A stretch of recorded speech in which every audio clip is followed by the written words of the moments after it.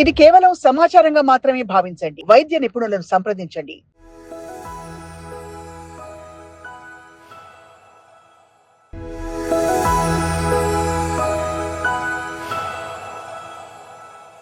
ఈ మధ్య కాలంలో డెంగ్యూ ఫీవర్ అనేది కూడా ఎక్కువ వింటున్నాం మనం. డెంగ్యూ ఫీవర్ అనేది వైరల్ ఇన్ఫెక్షనా, లేకపోతే వైరల్ ఫీవరా, లేకపోతే ఒక దోమ కుడితే వచ్చే ఫీవర్ అంటారా? ఎట్లా చూస్తారు దీన్ని, ఎలా చూడాలి అసలు? డెంగ్యూ కూడా వైరస్ ఇన్ఫెక్షన్ ఏనండి. డెంగ్యూ వైరస్ మూలాన వస్తుంది. అది మోస్ట్లీ వెక్టార్ బార్న్ డిసీజ్ అనమాట. అంటే మస్కిటో మనని కుడితే వస్తుంది కాబట్టి it's a vector born disease. సాధారణంగా ఇలా జలుబు, దగ్గు ఇలాంటి వాటితో అంటుకోదు.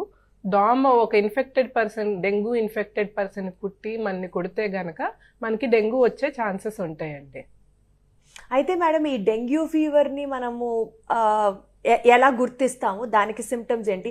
మలేరియా జ్వరం లానే ఉంటాయా డెంగ్యూ సిమ్టమ్స్ కూడా, లేకపోతే దీని గురించి ఏమైనా స్పెషల్గా మనం ఏమైనా జాగ్రత్తలు తీసుకోవాల్సి ఉంటుందా? డెంగ్యూ మలేరియా ఫీవర్ లాగా ఉంటాయా అంటే more of like malaria fever రోజంతా జ్వరం ఉండకపోవచ్చు. అంటే ఒక టైంలో వచ్చి మళ్ళీ next day morning alternate day రావటం ఇలా ఉంటుంది. మలేరియా జనరల్లీ చలితో వస్తుంది. డెంగ్యూ ఏంటంటే ఎవ్రీడే ఫీవర్స్ ఉంటాయి, లేదా ఒక్క పూట ఫీవర్ వచ్చి కూడా తర్వాత ఒళ్ళు నొప్పులు ఉండటం, నీరసం అనిపించటం, ఇలాంటి నాన్ స్పెసిఫిక్ సిమ్టమ్సే ఎక్కువ ఉంటాయి. ఆ తర్వాత ఒకవేళ ప్లేట్లెట్స్ తగ్గిపోయే స్టేజ్ వరకు వస్తే వేరే బ్లీడింగ్ లక్షణాలతో కనిపించవచ్చు మనకి. అయితే ఈ డెంగ్యూకి మనం తీసుకోవాల్సిన జాగ్రత్తలు ఏంటి మేడం? ప్లేట్లెట్ కౌంట్ తగ్గిపోయింది అని అంటుంటారు డెంగ్యూకి. ఆ ప్లేట్లెట్స్కి డెంగ్యూ ఫీవర్కి ఉన్న కనెక్షన్ ఏంటి? డెంగ్యూ ఫీవర్ ఏంటంటే it's a self limiting disease. అది వచ్చి దాని పని అది చేసుకుని అదే ఒక 4 or 5 డేస్లో సాధారణంగా తగ్గిపోతుంది.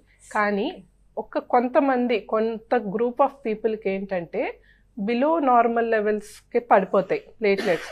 అంటే 1.5 lakhs అనేది మినిమం ప్లేట్లెట్ అంత ఉంటే బాగున్నట్టు. 1.5 నుంచి 1,80,000, 70,000, 50, 40 వరకు పడి 40 నుంచి పెరుగుతాయి. మనం ఏంటంటే ఈ 40,000 వరకు ఏమైనా బ్లడ్ థిక్ అవుతుందా, రక్తం చిక్క పడుతుందా, లేక మనిషిలో ఇంకేమైనా కాంప్లికేషన్స్ అవుతుందా, బ్లీడింగ్ ఏమైనా అవుతుందా, లేక వేరే ప్రాబ్లమ్స్ ఏమైనా అసోసియేటెడ్గా వేరే జ్వరాలు ఉంటున్నాయా, ఇవన్నీ చూస్తానికి పేషెంట్ అడ్మిట్ అవ్వమని అడ్వైస్ చేస్తాము.